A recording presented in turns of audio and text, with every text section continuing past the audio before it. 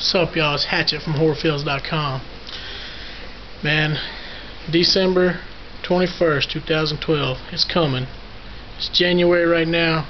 Got a lot of people preparing, and I just want to show y'all what I'm doing personally to prepare for the date, the apocalypse. We don't know if it's going to be the devalue of the US dollar, sun rays, solar flares, tornadoes, volcanoes, whatever, but I'm getting prepared. So I'm going to show y'all my food supply. Alright, I'm going to be here Saturday morning. I'm going to travel Thursday. Got peaches, chicken, juices, rice, beans, everything. I'm being prepared.